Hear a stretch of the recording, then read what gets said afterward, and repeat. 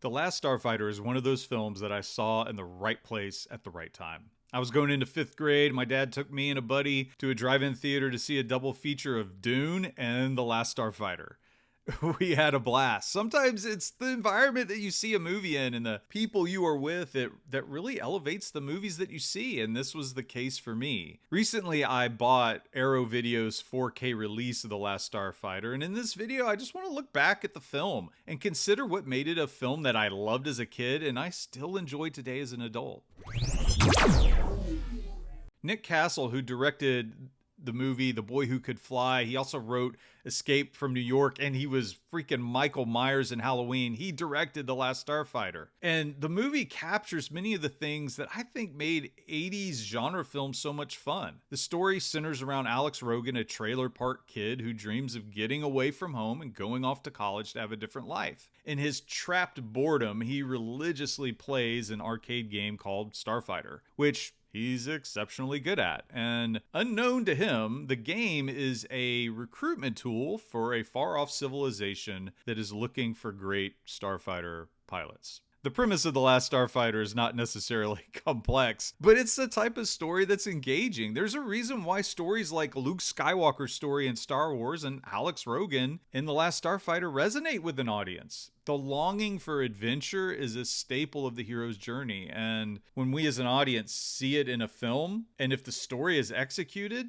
well, it completely resonates. I think there are times where we all have wanted to get away, have a different life, or go on an adventure. And I think it's something in the human experience that we all share. And The Last Starfighter tells the hero's journey in a competent way. One of the things that I really liked about the movie, and still enjoy today, is the setting. It's set in this trailer park, and obviously it's idealized, but the concept of a close-knit community is present. And I think as an audience, we appreciate the humble conditions of the community, but their ability in this community to care for one another. Again, it's something many people long to have, a community, and I think it helps with the stakes of the film. Like when Alex is in his Gunstar fighting, we subconsciously remember what he is ultimately fighting for, and that matters. This community idea is summed up best when Alex breaks the record of Starfighter with what seems like the whole trailer park cheering him on. Obviously, one of the things that stands out about the movie is the use of computer effects. While Tron did it in '82, Castle says in his commentary track that The Last Starfighter was the first to attempt computer effects in a photorealistic way or photorealistic environment. While they're insanely dated, the effects are quaint and in a way lends to a nostalgic feeling when watching the movie. I'm sure younger audiences will laugh, but there's something endearing about the effects work. While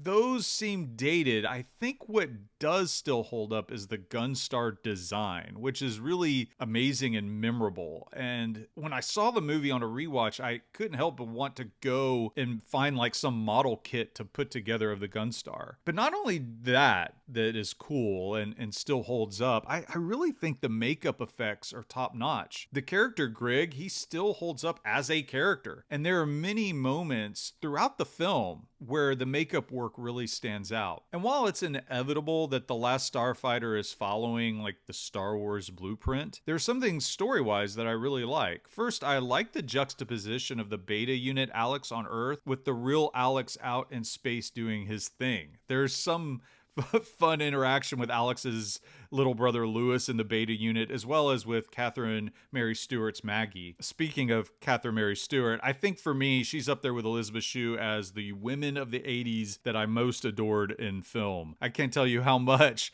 I watched Night of the Comet, and it was because of Catherine Mary Stewart. Ultimately, I think Lance Guest does a great job as Alex. Castle, in his commentary for the film, said Guest reminded him of a young Jimmy Stewart. That makes a lot of sense to me. Alex really works in the film. He's a hero that you don't mind cheering for. It's easy. I think Guest's performance really makes that possible, both as the real Alex and the beta unit Alex. Robert Preston as Centauri is great. He assumes that mentor role in the hero's journey just fine. And his motivations for money and getting money, it just adds enough characterization to make him interesting. On a recent rewatch of this 4K, I finally put two and two together and realized that Preston was Harold Hill in The Music Man. Totally didn't make that connection until this year. The villains are serviceable in The Last Starfighter. Zur, played by Norman Snow. I mean, he does fall into that trope of using a British accent as a villain, but the Kodan themselves, they have an interesting design, and I would have loved to have known more about them. And I'm sure there's maybe comics and books that kind of fill in those gaps. Dare I say it, I think the score by Craig Safin is one of the best genre film scores of all time. If you have a chance, go on YouTube and find Safin conducting his score to The Last Starfighter. It's a good reminder of how amazing it is. This score has elements in it that produces the emotional response that only the best film music can do. It really is special, and something I wish, honestly, more people celebrated. Safin's work really elevates the film. The combat scenes with a Gunstar are really good, and while the effects have aged, there's still excitement and drama when the ship prepares the Death Blossom and executes it, which, by the way, is a wonderful concept that gives the film a resounding climax. The Last Starfighter's fun. It's a transporter back to a time where movies were figuring out how to use computer graphics to enhance visual effects, but it also idealizes some of the things that I think we all want and desire. We all want community. We want to be part of something that matters. And ultimately, we want to have value to those around us. The Last Starfighter does those things well. If you haven't seen it in a while, take a moment and go check it out. Thanks so much for watching and living in the past with me.